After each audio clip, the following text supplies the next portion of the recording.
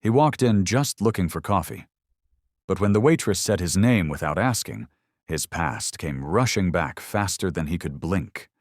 Miles Donovan wasn't supposed to be in that city. His flight was grounded, his hotel was overbooked, and the only cafe open that early sat quietly on a side street, half hidden behind ivy and rain-fogged windows. It looked old, warm in the kind of way that made people forget time.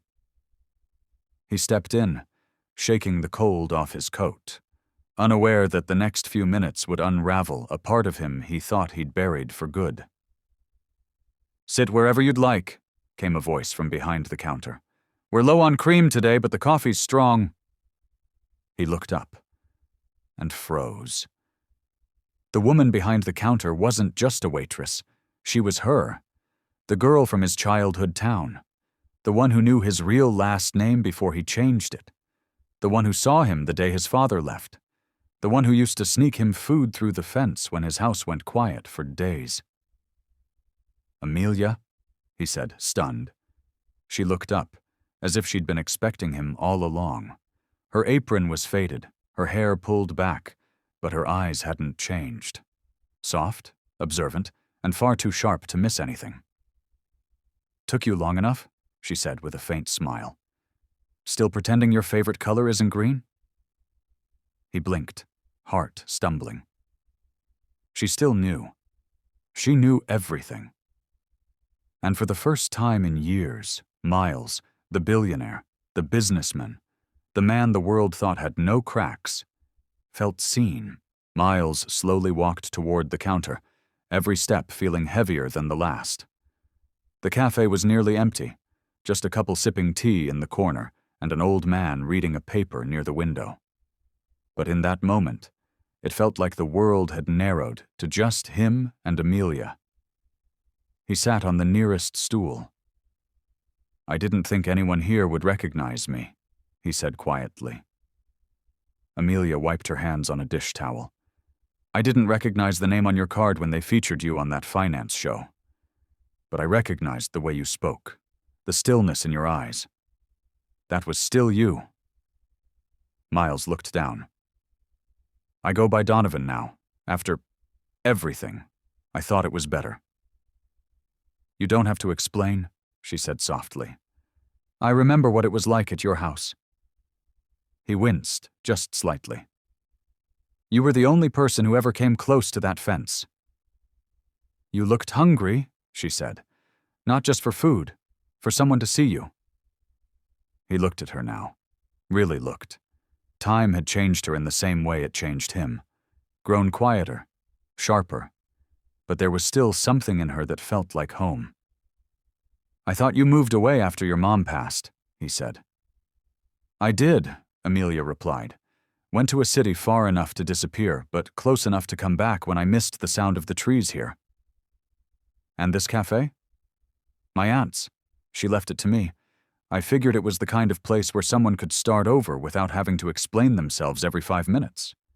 He nodded slowly. "So that's what you did." She smiled gently. "And you? Did you ever stop running?" Miles didn't answer.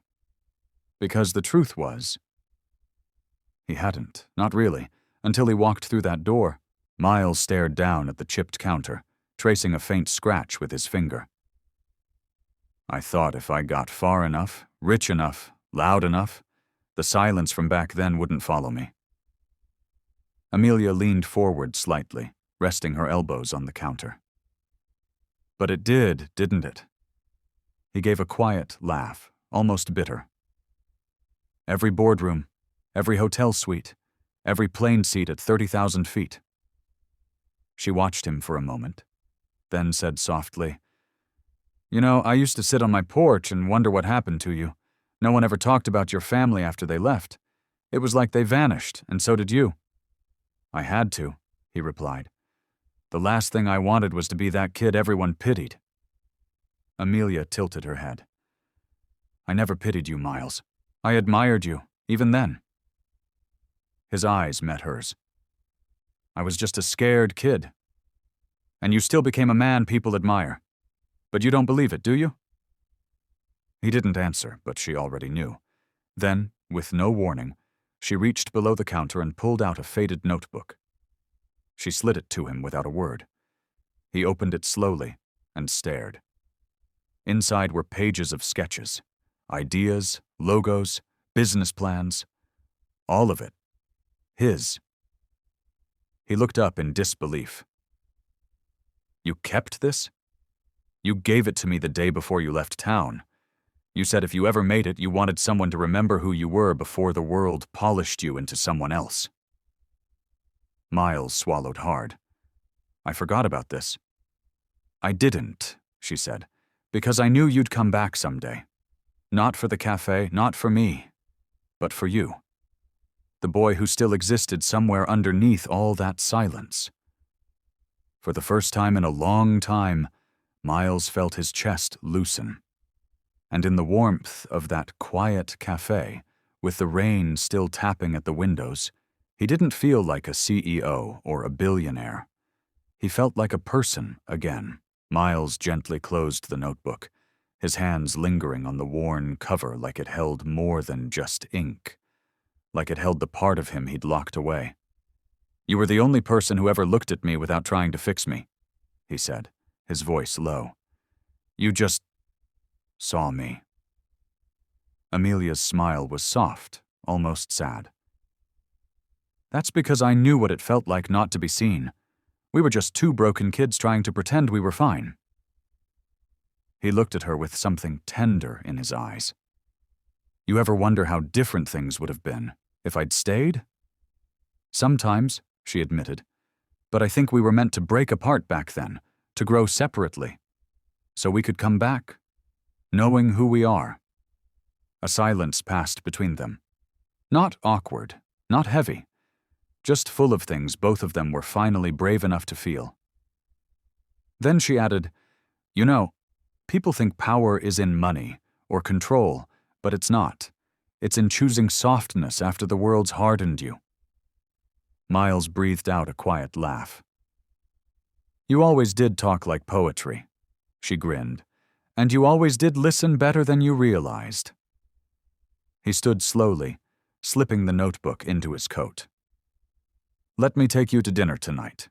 Amelia raised an eyebrow. "A billionaire asking a waitress out after 15 years? "No," he said, stepping closer. "A boy finally circling back to the only person who ever made him feel whole."